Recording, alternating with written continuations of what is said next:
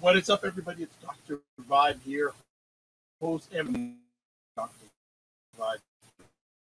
And I'm the host of Epic Conversations, 2020 Best Podcast News Award winner, 2018 Innovation Award winner given out by the Canadian Ethnic Media Association. I also co-host and co-produce the only online show in the world for dads and fathers. It's sponsored by Dove Men Plus Care.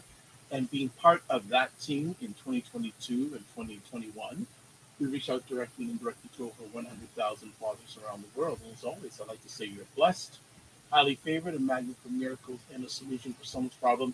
And yes, I'm still part of that team. I'm just saying, yes, the stats are for 2022 and 2021. I am still part of that team. We are broadcasting live on, what's the date today? Oh, May 14th. It's still summer-like-ish in Toronto. The weather's cooled down a little bit, but we're back. After a little bit of a break on Black Canada Talking, and if you haven't been with us, or if you have been with us, just want to tell you Black Canada Talking is a live online event that provides Black Canadians the opportunity to give their takes and POVs on stories that have importance to them. And today we have another new friend. Well, I've known this wonderful lady, and Happy Mother's Day. We're broadcasting live on Mother's Day, and it's funny. Before we went live, I said, wow, I didn't realize it was Mother's Day. If you wanted to cancel, I would understand, but she's here. So Lisa Dennis is here. She's an award-winning entrepreneur who received a Master's of Science from Dalhousie University. Is now doing doctoral studies at Boston University. A rehabilitation professional since 1999. She has experience in program coordination, setting up a rehab departments, case management, community care, teaching at a private college, culturally competent clinical practice, as well as working with Aboriginal youth at risk and its inmates. She owns her own rehabilitation company in Halifax, which we'll hear a little bit about today too. And that service offers brain rehab services to people of all ages. She has struggled with personal concerns of her own brain-based disorders, and this drives her to find cutting-edge intervention to help heal brains.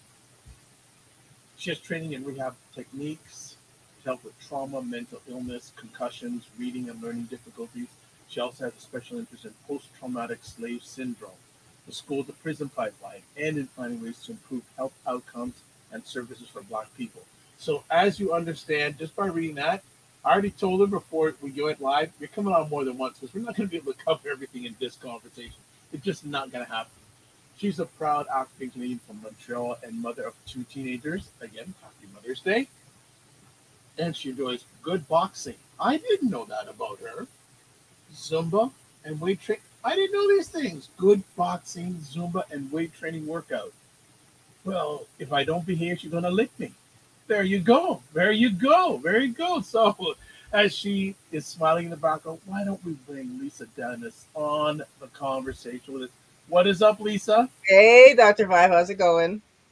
I'm outstanding. It's so good. You know what? And just a little insight, family. We've known each other for about a year or so. About a year, yeah. And I've been blessed. I don't know if she thinks I'm blessed. She's blessed. So I've been helping Lisa along her business and also personal journey. And about, was it 2 weeks ago, we were talking about media coverage, etc. And I just put it out there to Lisa, how can you get some media coverage? Blank. Sorry. Blank. And I said, Lisa. Oh, yeah, Dr. Vibe. There you go. So we have Lisa here, and as I've told you already, family, I'm already asking her to come on more than once because I think just 1 or 2 of the topics we're going to discuss today are going to take the whole conversation. Yeah, probably. So we're looking forward to it. So Lisa, welcome. Happy Mother's Day. How you doing today? Thanks. I'm doing good. I was telling you, I did a bit of barbecuing today. Got cleaned out the grill. Cooked some chicken and some potatoes, which tastes really good on the grill. So Lisa and I have another thing in common because if people don't know, I love to barbecue all year round. And Lisa's one of the few people I know, who a lot of people like to barbecue, but she also barbecues all year round, just like myself. So we have more things in common. And probably after this, I'm going to season up some jerk on my chicken, let it marinate for about an hour or 2. It's on the grill. So she's my validation to do my grilling today. Excellent. So Lisa, again, thanks for coming on. And we shared a lot about your professional background. Yeah. Can you give a little bit of information, like where you grew up? Sounds like you grew up in Montreal. What was that experience like? Yeah, born and raised in Montreal. My I'm the oldest of four kids. My parents are from Trinidad and Tobago, Yeah, and dude. yeah, Trini in the house, and and yeah, they moved here. They moved to Canada, just before I was born, and so all four of us were born in Montreal.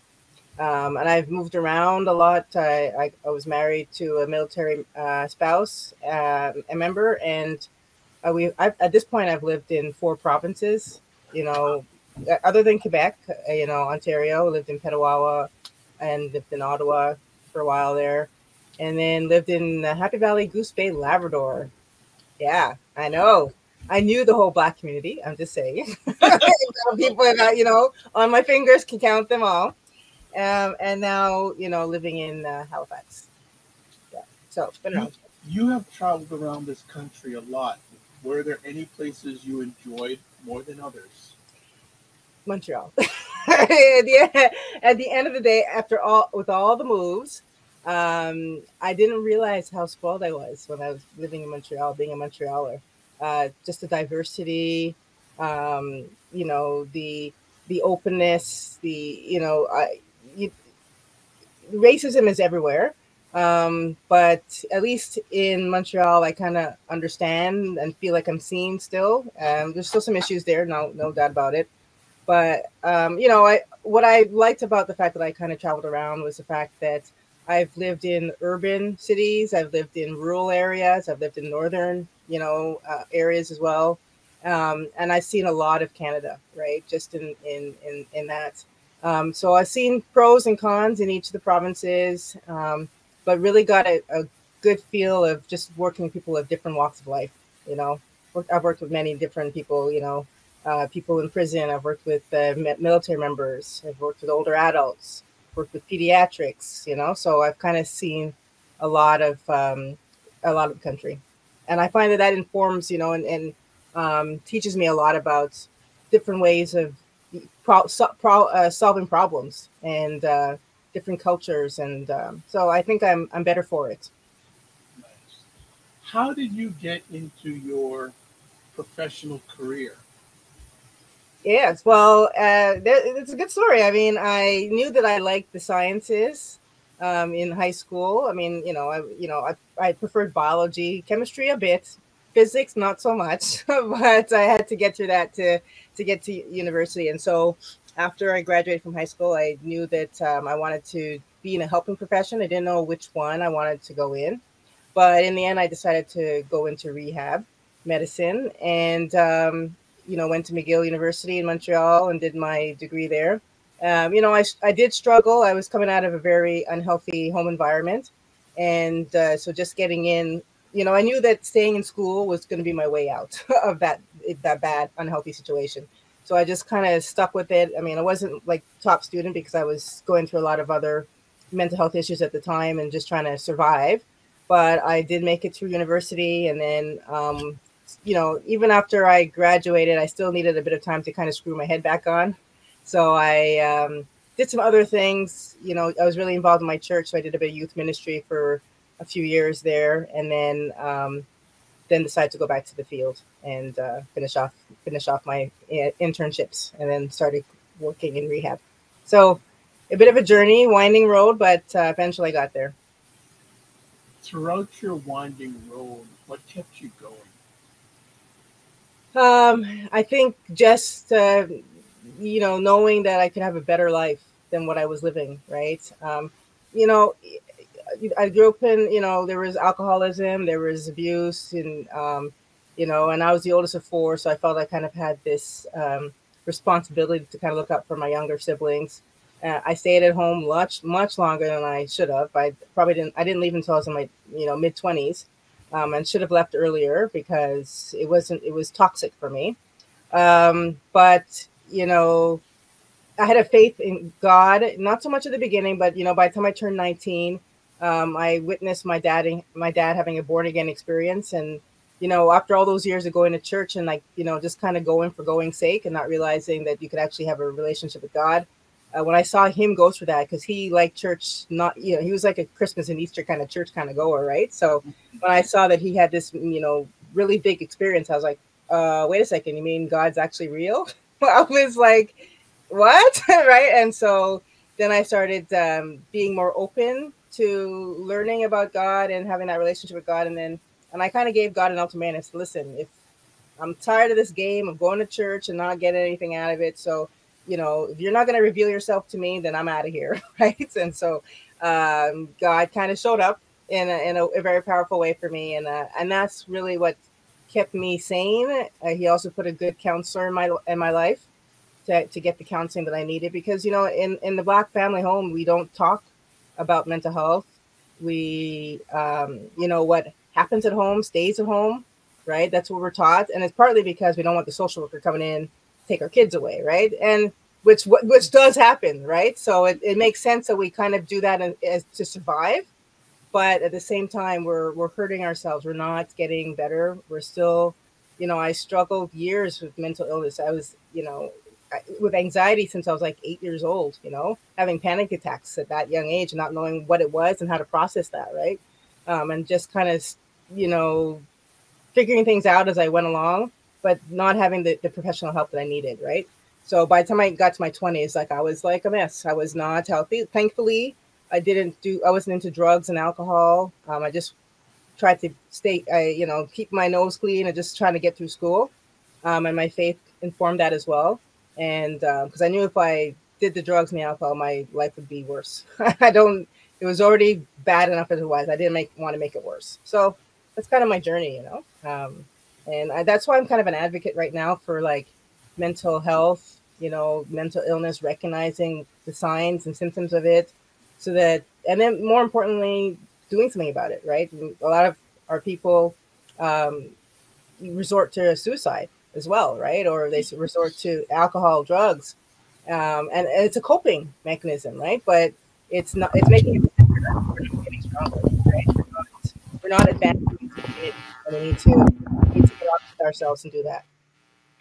Absolutely, absolutely. So I've got to apologize for people. My audio probably sounds a lot better now. I do make mistakes. My microphone was down at my feet.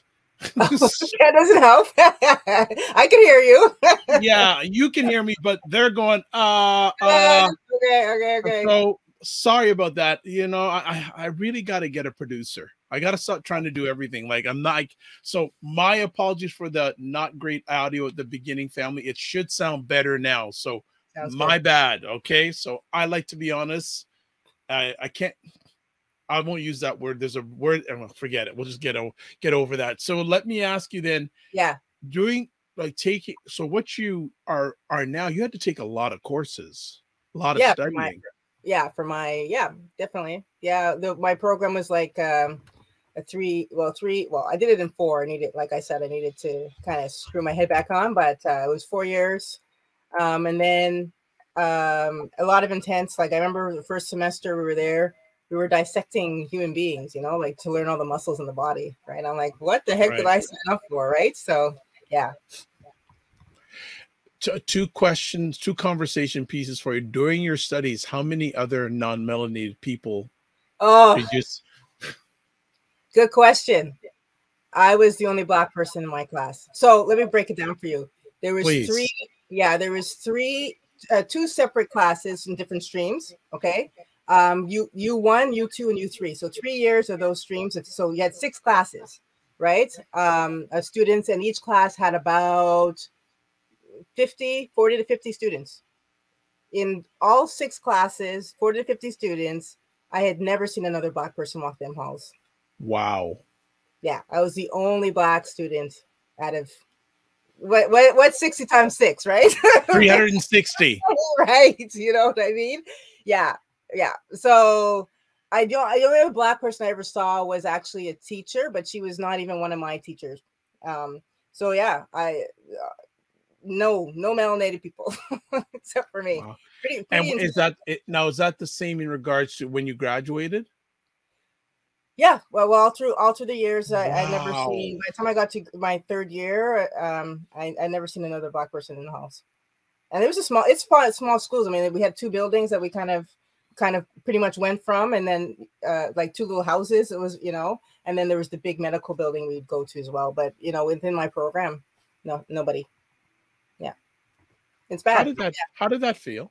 You know what? I don't even think I realized it. And so here's the story though: is that when I first applied to the program, I actually didn't get in, and I decided to go into physiology instead.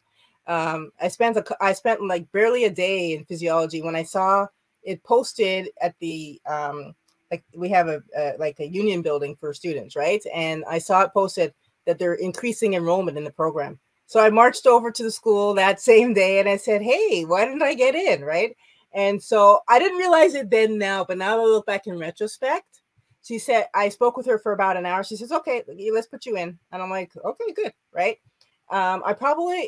It was probably because she could see me face to face and realize that I was Black. I probably made the cut because of that. You know what I'm saying? Like, so it worked out in my favor to kind of walk up to her and say, "Hey, I want to try this program." Right. So. Wow. Yeah. Wow. So if you didn't do that extra effort, it wouldn't have happened. Probably not. Yeah. Probably not. Yeah. And what did it feel like graduating? It felt really good. I was super proud of myself. I remember I actually had a rough day that day because I had the worst migraine ever. I don't usually get migraines. I think I've had 2 migraines in my life, and it happened to be on the same day of my actual graduation. I'm like, right. Yeah, Murphy's Law. But I was super proud of myself that I actually made it through the program. And there was some not so easy times there in that program, but yeah. And I, at that point, I said, that was getting my bachelor's. I said to myself after I finished that, I was like, I'm never going for master's. I'm never doing any other school again. Right. And then it wasn't until like, so I graduated in 1994. And then it wasn't until 2011 that I decided to go back to school. And I went back slowly. It was through Dalhousie. And then I did 1 course. I'm like, okay, I can do this. And the next thing you know, I entered the master's program and finished that. It took me 7 years part-time because I was a military spouse traveling around all over the country, having babies and that kind of stuff. So, but I finally graduated. And interestingly enough, by the time we got posted to Halifax, that was the same year I graduated from Dalhousie at Halifax. So I actually got to go to the ceremony and everything. I was pretty proud of myself then too. Yeah.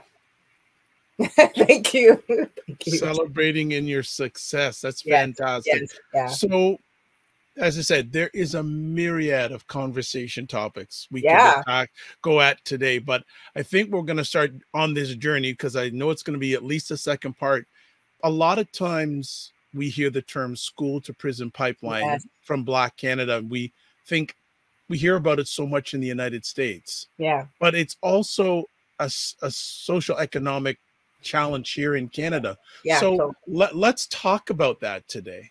Sure. I'd love to. That's actually the focus of my doctorate. I decided to, after I finished my master's, pretty much by the fall, I was enrolled at Boston University because I didn't feel like I had really finished what I wanted to finish in the master's level. So my focus there is looking at how, Black children get onto the school to prison pipeline. And what I found so far is that suspensions is pretty much what catapults our kids onto that pathway, right?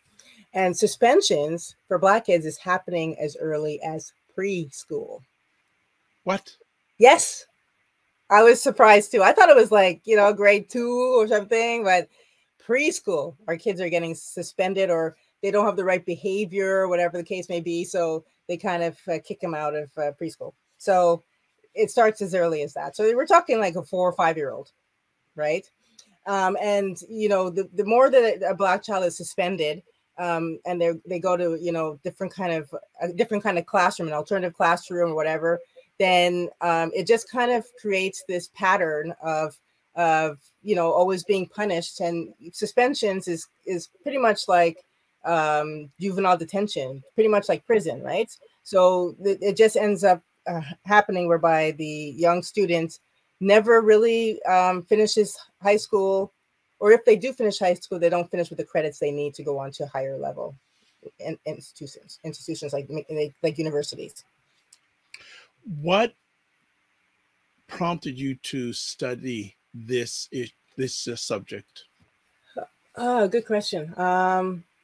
It, that's I don't even I can't even remember what led me. At first, when I was doing my master's, I was looking at fetal alcohol spectrum disorders, and that's when mom drinks alcohol during her pregnancy. Can I just interrupt with that? It's Yeah. interesting. There is a lady that I have on this platform periodically. Her name is Dr. Alicia Watkins, Okay.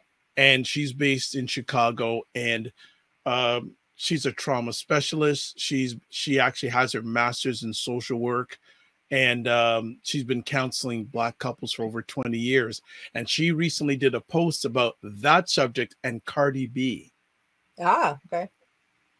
and just the impact of, potentially maybe that having on some of her Cardi B's, she said, interesting behaviors. Yeah. Oh, okay. Yeah. Well, fetal alcohol spectrum disorders are very interesting in that it's totally preventable, right? Mom should not be drinking at all during the pregnancy. But sometimes mom's drinking and not realizing she's pregnant, right? If it was a surprise pregnancy, right, she wouldn't know, right? And so, but hopefully, if she is, once she finds out, she stops, right? But alcohol is like one of the biggest teratogens that causes injury in children by the time they're born. And it depends on what point in time of the pregnancy that mom drank. It will affect the fetus at that point in time. Like if the brain is, well, the brain's developing all the way through, but if certain organs are developing at a certain time, then it's going to affect that at that time, right? So, yeah, drinking and then you have moms that are alcoholics and have a hard time giving up the alcohol, right? And they're pregnant. But yeah, I saw a lot of kids. When I was working. I was working up north, and I don't want to say this is an Aboriginal problem. It's an everybody problem, but that's where I first learned about it, right? And so that's what prompted me to go into my master's. And I don't know, at one point, I had to change streams, and then I don't even know what maybe come along the school to prison pipeline, except that I was really interested in how the brain works, and how we can heal the brain and how we can rehabilitate the brain, and there's this misunderstanding that people think that you're stuck with the brain you have, right? And that, oh, you can't read? Here's a computer, use that. Or here's text to speech, let it read to you. Or, you can't write, just get a computer to do for you, right? There's this tendency to give accommodations when it's too soon. And, our people are getting diagnosed with learning disabilities left, right, and center. And so that really ticks me off because the brain can learn. I have tons of different tools that I can use to help with reading, for instance, right? Reading is a very tough skill to learn because you need your eyes to work to take in information and process. You need your ears to work to process the sound and sound it out. And sub-vocalization is when you hear yourself reading those words out in your head. And you need the working memory to work as well, right? So, and then usually what people do is they say, well, just give them a tutor. Well, a tutor is the equivalent of if I was your coach and you were doing track and field, right? And I said, okay, Dr. Bob, we're going to go and, do this sprint, but you had a sprained ankle, right? I could be the best coach in the world. You're not getting anywhere on that sprained ankle unless that ankle is healed. Yep. Right? So it's the same thing with reading. Like you could have the best tutor in the world, but if the brain is not processing that information in a way through the eyes, the ears, the memory, then you're not going to learn how to read until you work on those separate skills and strengthen those areas. And then you can get the tutor to help you catch up on what you missed. Right? So that's what happened. So that kind of led me in the whole school to prison pipeline because, teachers are labeling our kids as learning disabled, attention issues, get them medicated, and not realizing that there's other issues. Like there could be trauma. Trauma looks like attention issues, processing issues look like like you have an attention issue. And the only way that you can help these kids get better is by actually dealing with the root cause. And then when you deal with the root cause, then they're reading and then they're progressing, right? So I got interested in that piece in terms of helping rehabilitate kids so they don't end up on the school to prison pipeline. But the focus more on my work, on my doctorate for the present time, is that I want the teachers to be held accountable. You don't have the right to label my child or label me as a Black child in your classroom as learning disabled when you have the bias. Okay, you are biased against Black people because you don't know any better, and it's fine. It's time for you to get in check, for them to get in check with their bias.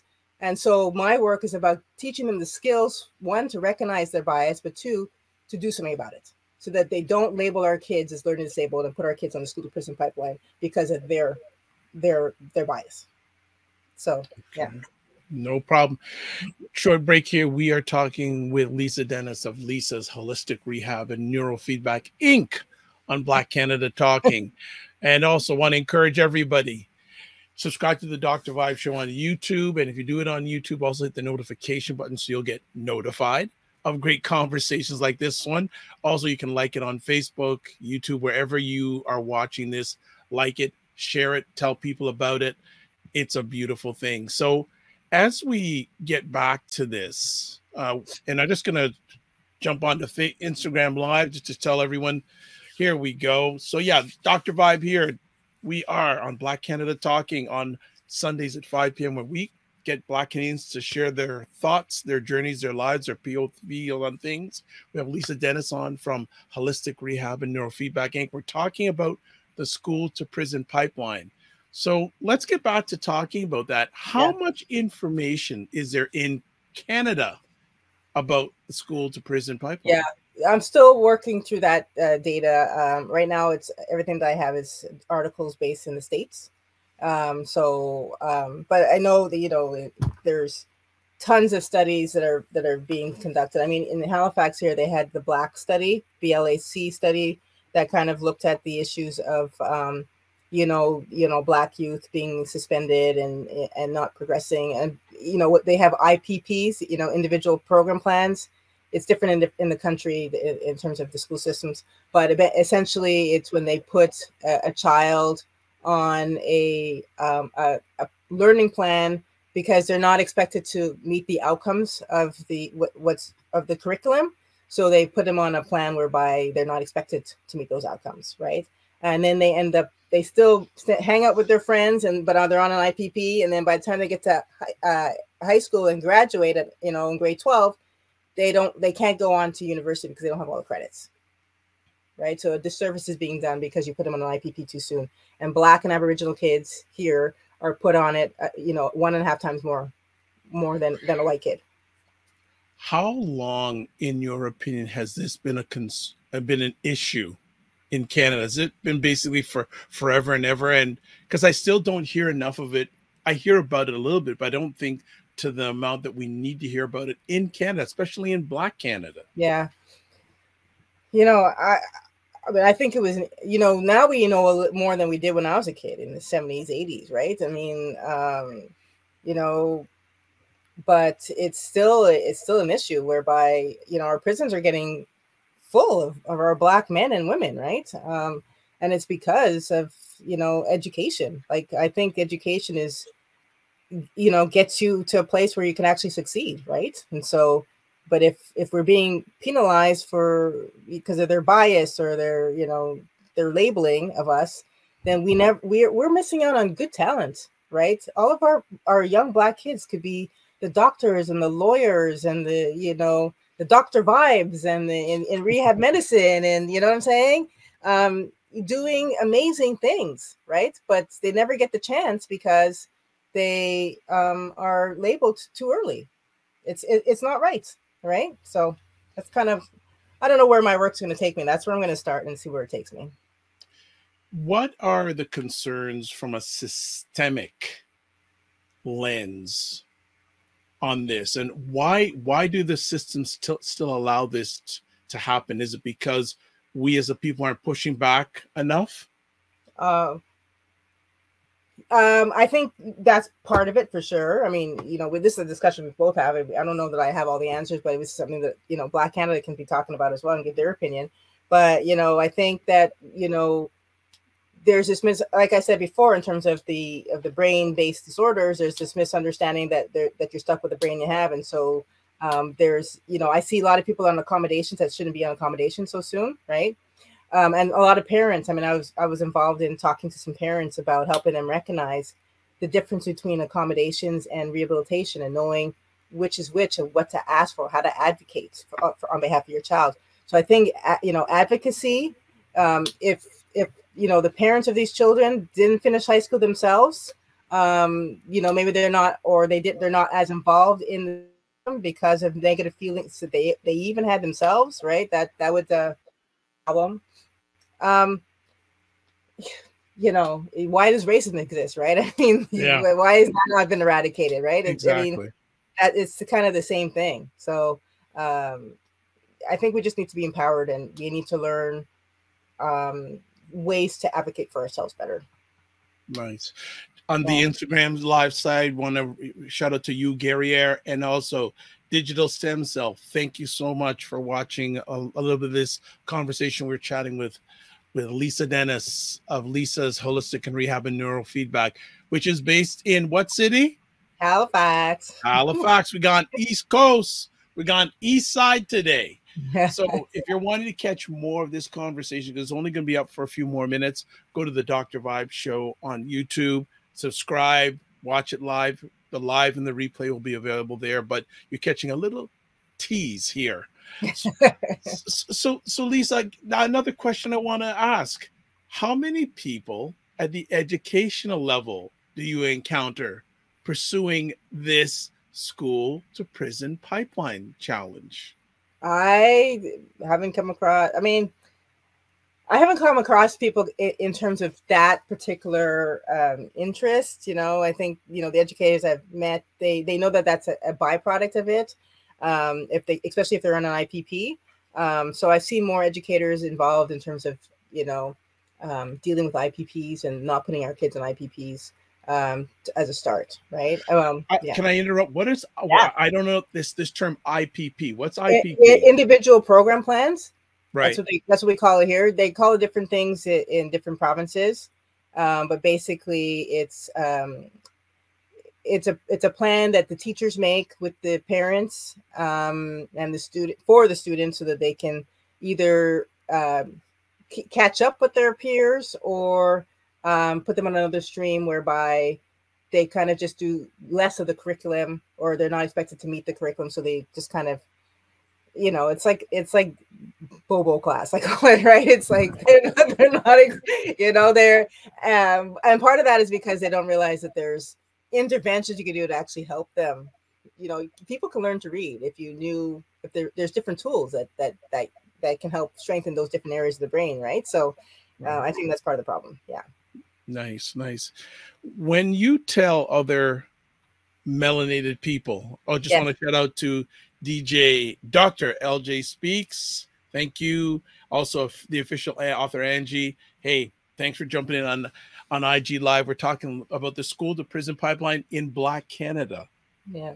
Because a lot of Black Americans say, oh, it's only in America. It's here too. Again, it's here too. It's here too. So, and because I segued there, I forgot what I was going to ask you, but let me pick up in another area. Okay. With the school to prison pipeline, when you have conversations with parents, you being a melanated parent, what are they telling you? A lot of them are saying that their kids are getting diagnosed with learning disabilities. ADHD is a big one. Comes up a lot. And teachers are asking the parents to medicate their child. Teachers are getting to the point where they're actually diagnosing the child. Right? Hold on a second. Teachers are diagnosing the child. In terms of, if they have a kid that's in the classroom that's acting up, not paying attention, being disruptive, they're at the point that kid probably has, and they name the diagnosis, right? So how did they know that? They don't, and they shouldn't, but they do. And then they're saying, I need your child medicated if they're going to come out to class, right? Some of them are as bold as that, right? And so, or they say, you need to get your kid checked by a psychologist, get testing, psychological testing to find out what's going on with them, right? So hold on. So these are opinions. Yes, opinions by individuals who have no medical background. Yeah, exactly. Okay, I just want you to continue. Yeah, on.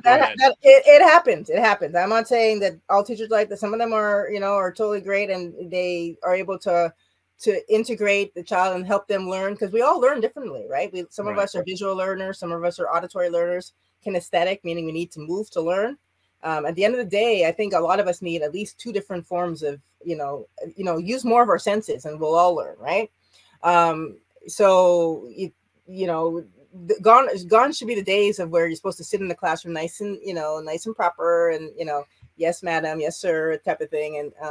And when I was working up north, they really understood how to work with the kids, right? And I would walk into the classroom, and they would have these like like those dividers, and it was made out of cardboard, right? And so they would actually, when a kid was supposed to go and do some sort of reading, the kid would go to the back of the room, get the divider, bring it either at their desk or lie down on the floor, put it there, and then do their work, right? They were really in tune with the sensory needs of the children, right? And that's the vision that I see for schools across Canada at the end of the day, because we all learn differently. And the sooner that, educators are recognize that and accommodate that, then we'll have, all children will be succeeding in the classroom, right? We all have, it's time for things to change. And that's one way that it can change. Excellent. Yeah. All right. We're going to shut it down on IG Live. Okay. In regards to this conversation, you'll hear more of it if you go to the Dr. Vibe Show on YouTube. Subscribe, notify, share it out, tell people about it. But again, thanks for taking some time watching an IG Live, and catch the rest of the conversation on the Dr. Vibe Show channel on YouTube. Be well and keep the faith. Remember to give yourselves grace, and don't just manage your time, manage your energy. Mm-hmm. So let's come back, and what can parents do? What can melanated parents do? Because when they get this at their lap, probably a large majority of them have no idea. Yeah. And they're basically out in the woods when this gets presented and saying, hey, your child needs this, your child needs that. Yeah. And let's be honest, a lot of times it's from someone who doesn't look like them. Exactly.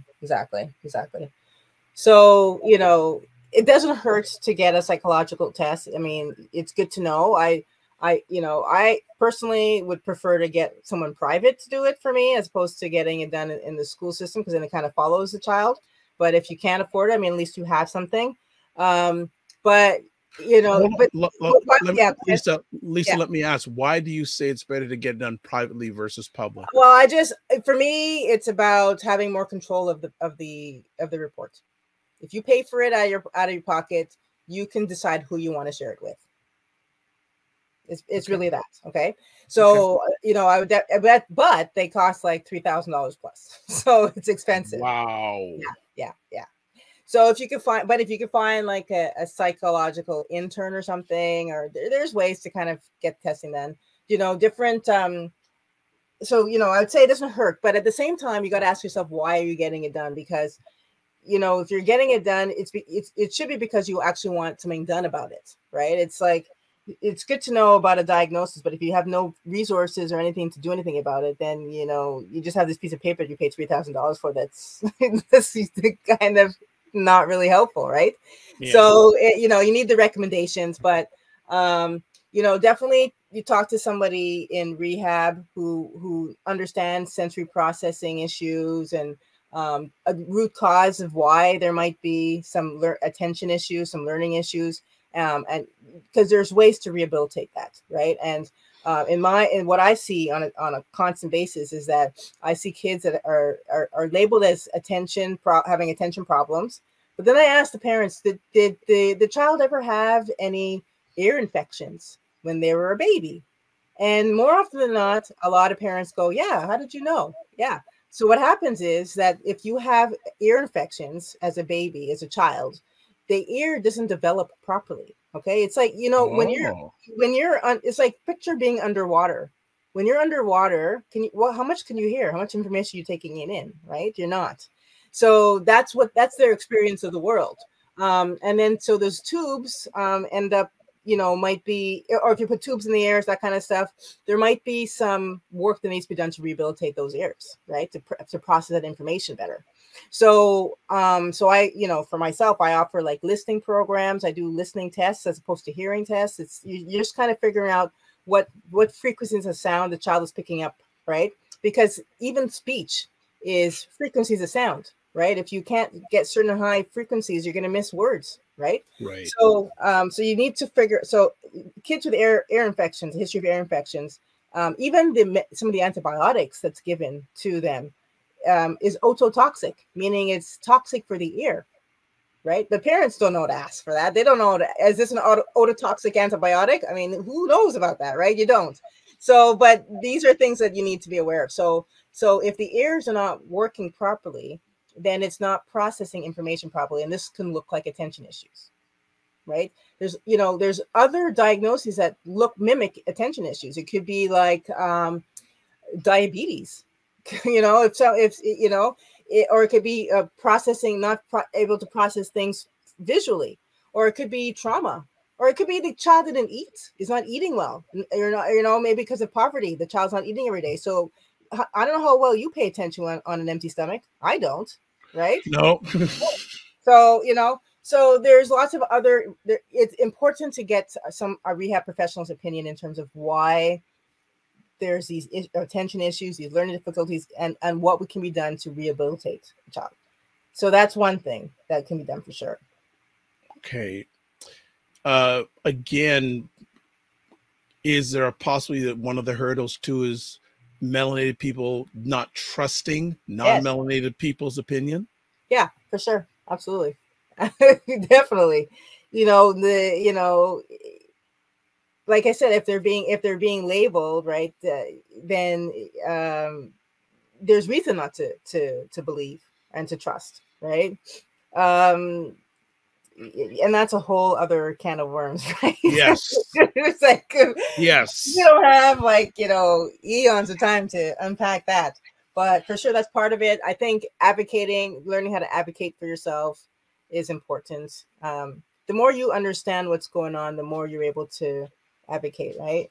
It's important to be involved as much as possible. Like there's parents that either don't have the time or don't have the interest or don't trust the system or weren't educated enough to understand and might be intimidated, a whole various of reasons. But if you're not involved, studies are showing that it's not good outcomes for the child in terms of schooling, right? So parental advocacy is important. How does a melanated student, is there and I'm not saying this is a process on how they end up, how's it, we hear the term school to prison pipeline. Yeah. What are the steps of that? Like they're in school and I guess is it suspended. Suspension is the biggest indicator. Yeah. So and that happens as early as preschool now, but it's happening a lot. Our kids are getting suspended a lot, and it's because either teachers don't understand our culture, they don't understand the way we talk, the way our movement styles. We get punished for even the certain word, just the way we talk with one another, right? If you were to look at all the reasons, I would love to see all the reasons why our Black kids are being punished and suspended. But I bet that if a white kid did it, they wouldn't necessarily be getting suspended, right? We are, though. So you say suspensions is one indicator. Is there any other indicators? There's definitely social determinants of health, like if there's poverty in the home, if mom and dad's not working too much because aren't able to give the attention to the child, which we all going through tough times. So but if we don't have the resources there, then it's definitely gonna affect the outcomes as well, right?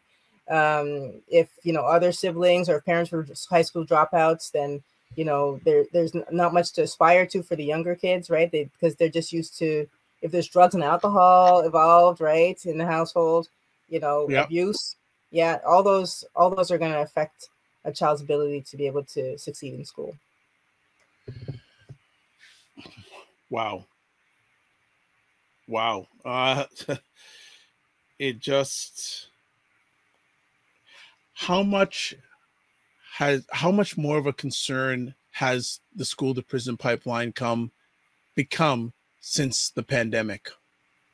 That's a good question. I don't know, actually. Now that you mention that, that's a great question. I mean, since kids weren't in school as much during the pandemic, the chances of them being suspended might have decreased considerably, right?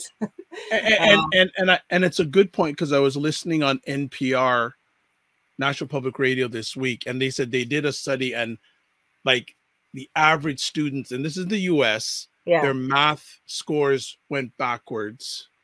Like their school competencies for a lot of young people went backwards because of the pandemic. Yeah. Remote learning, all that Remote stuff. learning is not easy on our kids, for sure. Right. And so you had to have a computer as well, right? I mean, if you were living in a house you didn't have a computer, you're not learning.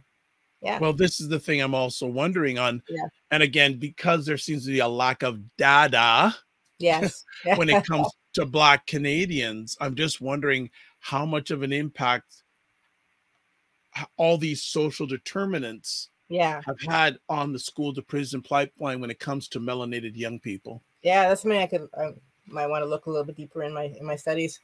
And you bring up a good point about the data, because there's definitely not enough data on us as Black people, right? And partly because we make a decision, we don't want it to be shared, or we don't want. And we're not a lot of willing to give it too. Well, yeah, but that's working against us too, right? I mean, the more we've been talking about problems in the healthcare system forever, and the school system forever, right? And people don't believe us, right? And the only way people can believe us is if we have numbers to show, and that's through data, right? And I can understand why people don't want that shared, right? But we're not going to move farther until.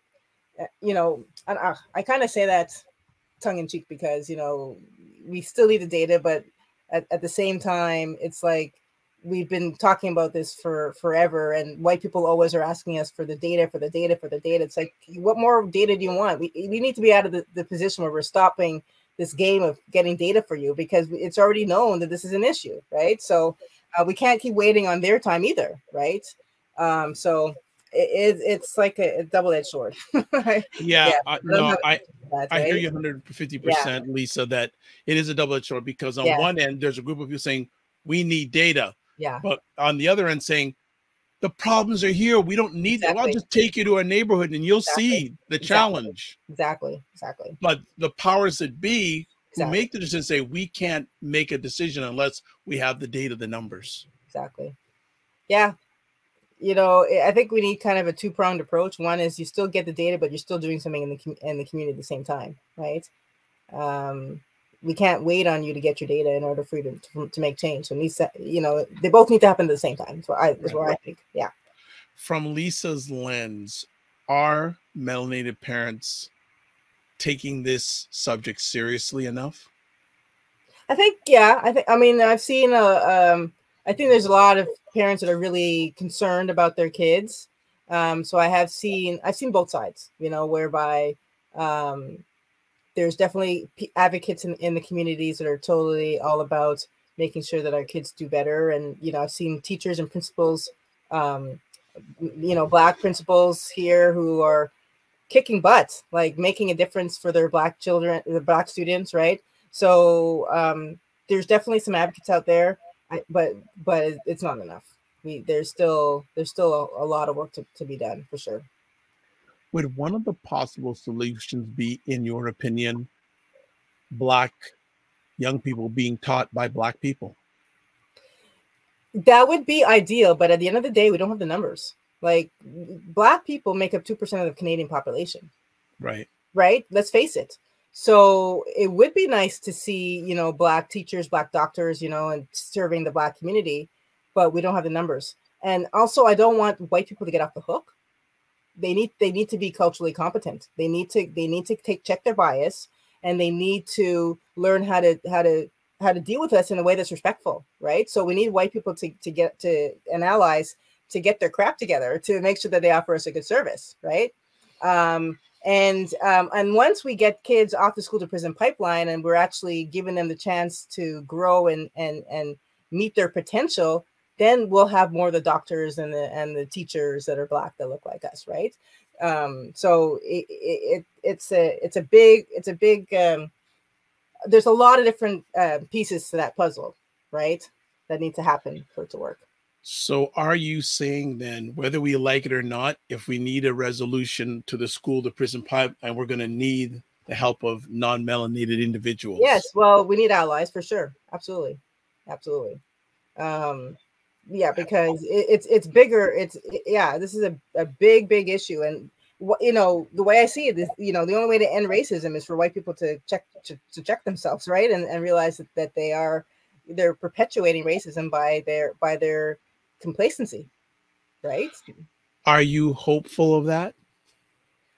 Cautiously optimistic. Let's be real, right? Let's be real. Like, come on. Not every.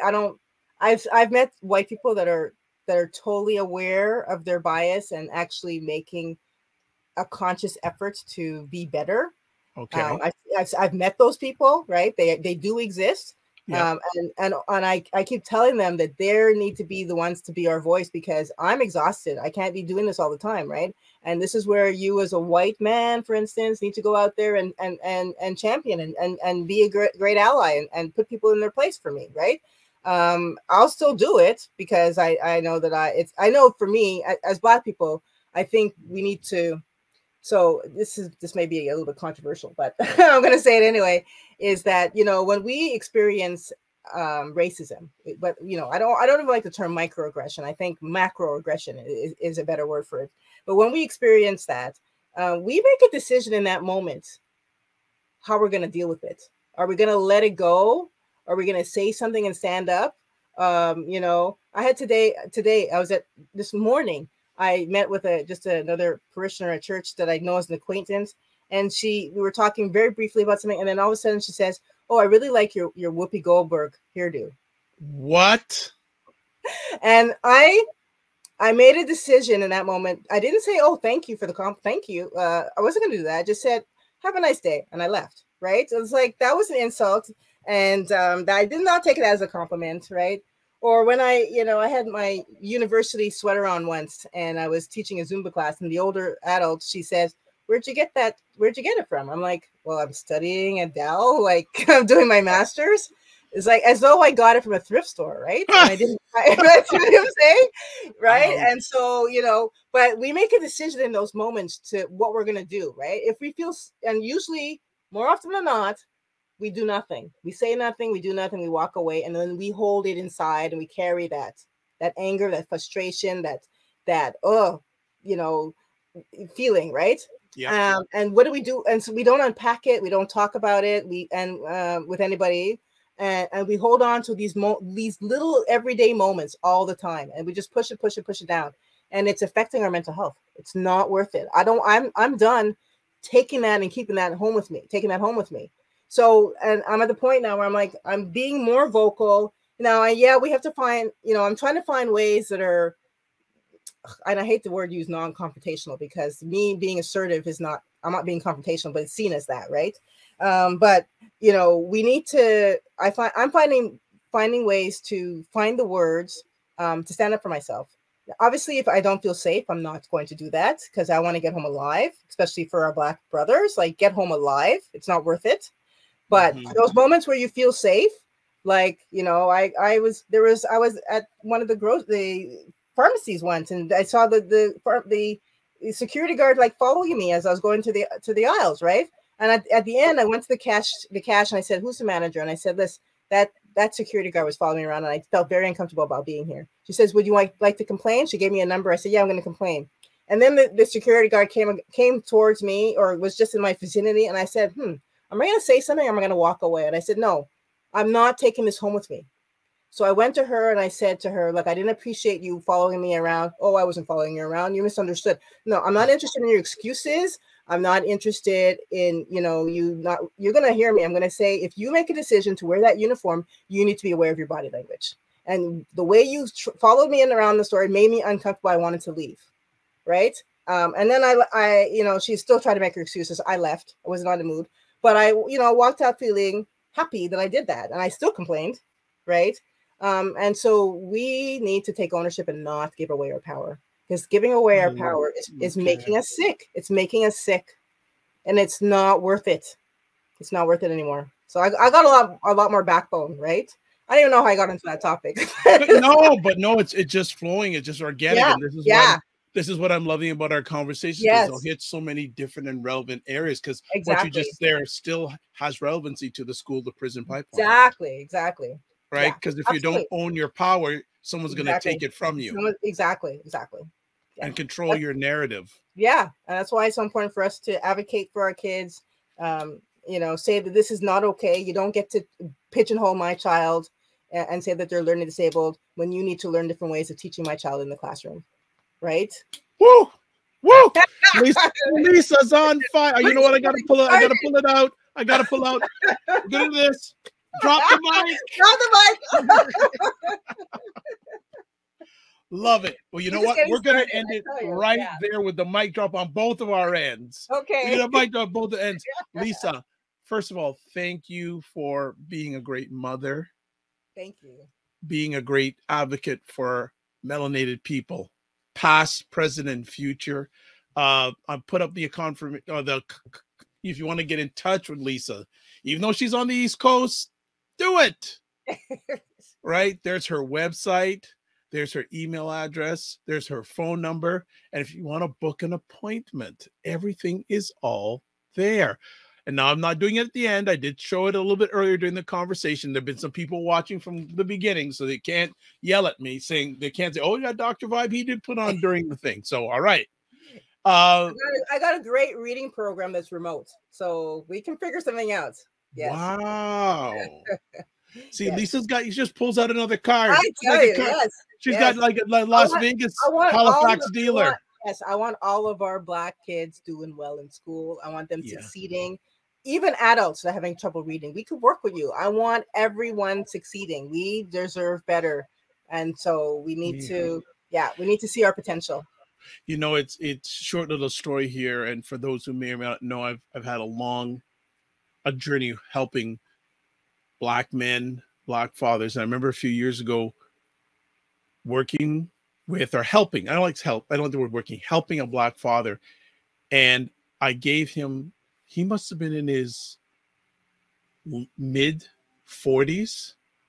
I gave him some stuff and he gave it back to me. He said, is there something wrong? He says, I can't read it. Yeah, right. Yeah. Holding on to that for so long, right? Yeah. I had to read it for him and come along with him. So we've got to accept our people where they're at. Exactly. We have a long history of trauma. Absolutely. Yeah, we can talk about that next time. We are definitely. There's so as you see, Lisa's going to be a regular. I'll be happy. I may have her on monthly. There's a lot to talk about. Minimum bi-monthly, but maybe monthly regular. And even offline, I'm gonna share her some information of some of the other people that we have on, and I have this vision of having a group of you on together. That'd be fantastic.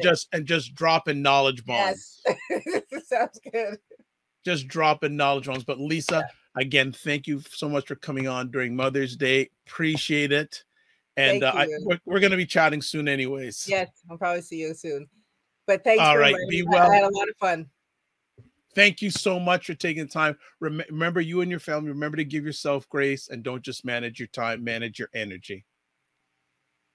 Thank you. Take care. Bye-bye. Yeah, well, there's Lisa's contact information, everybody. What a great conversation. And you better get used to her. She's going to be on a few times going forward. So I appreciate that. So again, for those people who watched at the beginning, sorry about the audio thing. You know, I had this off. So I'm going to be totally honest, but you could still hear me, but probably not as good. The beginning was a little bit funny, but hey, you could still hear me. So most important thing. So a few things as we close out things today. So first things first, if you want to get in touch with me, there are the different places. The website, the drvibeshow.com. Email address dr@the drvibeshow.com. YouTube, Facebook, and LinkedIn, The Dr. Vibe Show. Twitter at drvibeshow, and Instagram at the drvibeshow. Would you like to promote your business or service on our show? Contact me at my email address. I said earlier, subscribe to the Dr. Vibe Show on YouTube, especially on YouTube. And if you do that, subscribe and notify other places, Facebook, LinkedIn, YouTube, etc., etc. Gonna find one other quick thing here for you. Oh, yes, you can catch replays of Black Canada Talking on the Dr. Vibe Show on YouTube, Facebook, LinkedIn, and on the website. So I think we've covered everything. I love the drop the mic moments, but I think that's the first time myself and a friend, we did drop the mic at the same time. So that was just worth it in itself. So absolutely loved it. So as we close out here, this is how we close out. Live your life as a dream. If you can dream it, you can make it. Sometimes you have to get small to get stronger. Block assumptions, then aim bigger, aim better, aim higher, aim wider. Love, faith, and respect. Remember to give yourselves grace. And hey, catch me out throughout the week. Sundays, 5 p.m., Black Canada Talking. That's Eastern Time. Monday and Friday mornings, 9 a.m. Eastern Time, The Morning Vibe with Ryan Knight. And then on Saturday nights at 9 p.m., oh my goodness, we've got State of Things with Aisha, Jill, and Lala. And they, you got to make sure you got some good ears because they get some colorful language about what's going down in the United States socially and politically. So, as we say, don't just manage your time, manage your energy. Remember to give yourselves grace. And God bless. Peace well. Keep the faith. Walk good. And let's do what we can to stop the school-to-prison pipeline. Be well.